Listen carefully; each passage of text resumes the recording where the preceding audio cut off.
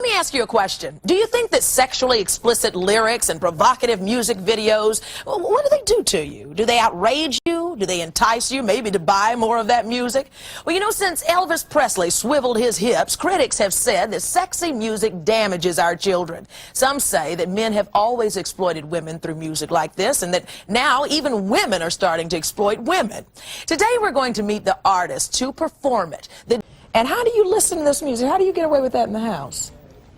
I listen to it on the Walkman. On the Walkman? On the Walkman. And why are you crying? Because you're so happy to be in front of Lil' Kim. That's how much she loves you, Lil' Kim. I love you too.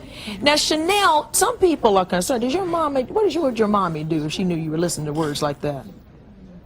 But she wouldn't let me listen to it because it has so much curses and stuff in it. So let me ask you, a nice little girl like you, what you doing listening to music like that? How would you answer that? I like it. You like it? How do you help little 12-year-olds like this understand that the music that they're listening to should not affect their lives? We're concerned about 12-year-olds singing about sex like this. Yeah. So what do you say, Lil' Pam? Well, I definitely think that Chanel is too young, but mostly I think that she listens to it for the sound and for me being a young, positive, black young woman doing my thing, you know what I'm saying, and getting over a hump. And I want you to make sure you keep God in your life. And me, as an older person to you, I want you to, you know, be sure, you know, I feel that you're too young to be having sex. You're too young to be listening to my music too. But if you're gonna listen to it, you know, make sure you do the right thing. Don't go out and have sex for the wrong reason. So that you give your child parental advisory. If you don't want your child listening to the music, then it's up to you as a parent to make sure that the child doesn't listen to it. But also get a child guidance and let her know, you know, this is what she does. You know, you don't have to go that way. So parental advisory is definitely a Yo, what it is, people, we is back. Never down, keep it G News. Now, if I do anything, make sure y'all like the video. Y'all getting stingy on the likes again. Like the video, share the video. We need to get this message out there because this is a major topic. You know, I ain't one of them bloggers or YouTubers that just go with the flow. No, we're going to bring our own topics and we're going to bring it to the table and put it on Front Street to have a discussion. Now, I need y'all to subscribe to the channel. I'm trying to get to 4,000 subscribers in 2 weeks. I know we can do it. Know we can do it, man. Share the video. You know what I mean? The power is to the people. You feel me? And then we talking about Sexyy, SUKIAHANA, Lil' Kim. Big argument on social media. I see it almost every day. I actually post about it every time I see a Sexyy Red or a SUKIAHANA get posted to the blog sites. But one of the major arguments is always, y'all ain't had nothing to say about Lil' Kim. That's why it was important I played that clip for y'all, played in the beginning, because it was outraged back then. Maybe not as much as it is now. But back then, there was people saying that we don't want this music, you know, to branch on to the kids. We don't want this music to basically manipulating the kids into thinking this is the way of life or this is how she's supposed to conduct herself as a woman. That's why I wanted you to listen to that child, and I wanted y'all to hear the response that Lil' Kim gave to that child. I think that was as important, because I don't think we saying that now, you know, when the question come up. I don't think that's what these women are saying, man. They more along the lines of, I'm getting money now. I ain't really worried about your kids, or your kids shouldn't be this, or your kids, you see what I'm saying? They're not taking no accountability. Lil' Kim took accountability. But in this video, my question to y'all is, are these women really offsprings of Lil' Kim? That's what we're going to do here, man. So in this video, I'm going to take y'all through some of the music, some of the most raunchy music I've found on all these artists. And I noticed something while doing my research, and I'm going to tell y'all right after this. Tell that cat, I ain't 5 foot, but my throw 6'6". I'm a ratchet bitch, suck a mean dick. You mad cause your pussy ain't fat like this, and your man and my pussy like chicken nuggets. That well, got you a G, throw it up. Slip me his number on the low, I tow it up. Oh, wait. Take that asshole, crawl on the dick. Take that asshole, yeah. It ain't my fault that I fuck better than your bitch. LT, got a deep thought, I need a BBC. Go retarded on the dick, I got ADD. Now shopping, spinning doozy notes. I'm in the crib giving niggas deep throat. Tonight, Lil' Kim gon' have you in this Bag hog, say he wanna eat it. Put that shit in port, bend it over. I'm from St. Louis, say he like my order. Tell that nigga I'm in the zone, beating they dicks. Even got some of these straight chicks rubbing they tits. nigga nothing, and I think it's aspiration. Shake that ass, bitch, make them hoes mad. All the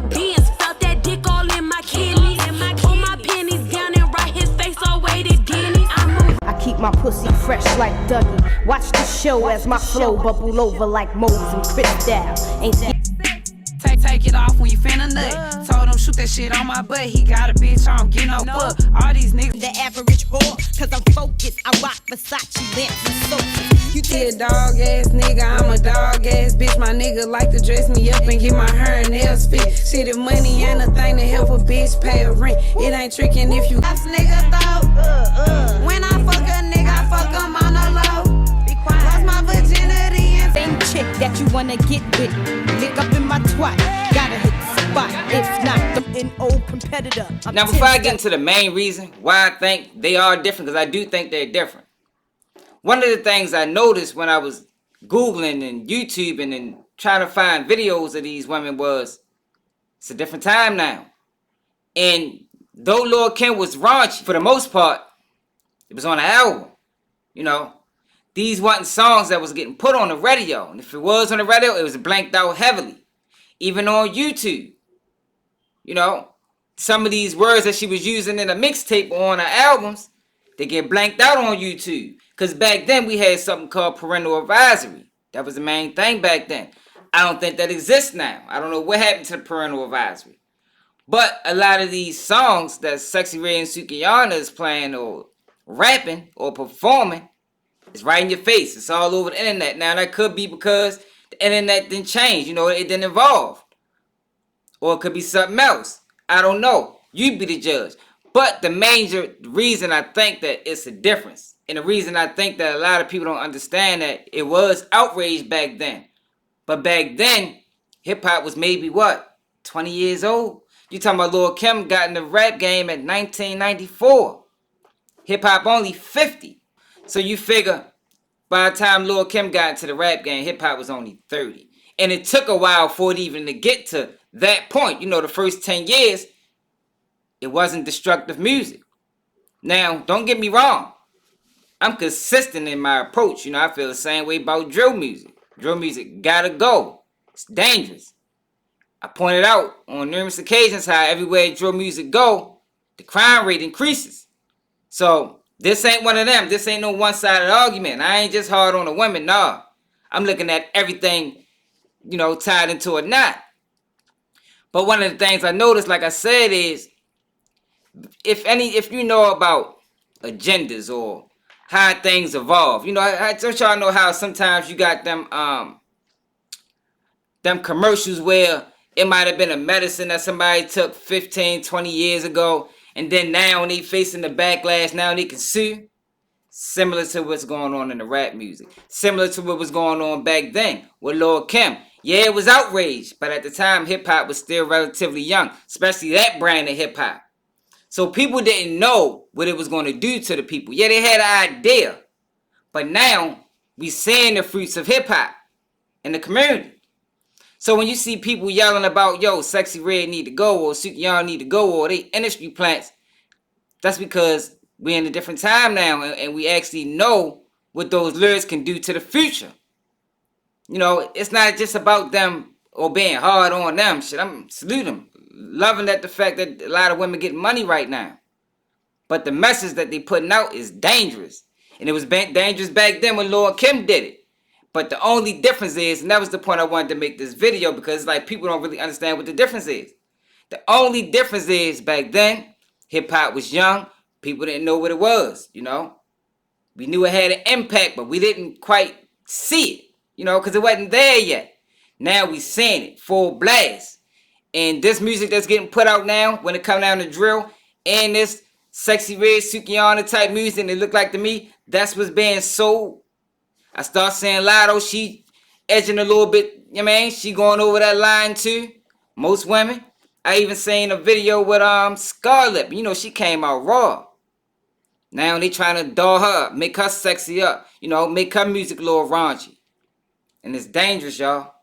And I'm telling y'all, regardless of how you feel about it, these are the facts that if our music keep going this direction, knowing what we know now, that music has a direct effect to the community.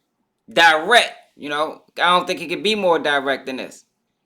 That if it's keep going this way, we ain't gonna like the next 20 years. I'm telling you. The youth that's going to come out of this brand of music, if they make it, because they dying young, because of drill, it's not going to be a productive class of people, man. It's not going to be a people that we proud about. And if y'all notice that this brand of music is only getting pushed to us, everybody not doing it. It's just black community music. Gotta keep an eye on that, y'all. Now, I'm not calling it an agenda. No, I'm not going to do that. You can decide that for yourself. But what I am going to say is there is glaring and stark differences between what Lil' Kim was doing and what these brand of women nowadays is doing. Drastic. Now, it could be because of time. Like I say, parental advisories was heavy back then. You know, this type of music wasn't all on the internet. You know, you couldn't just, it wasn't ready for you at the click of a button like it is now. But even at the same time, y'all heard them lyrics. Lil' Kim can rap.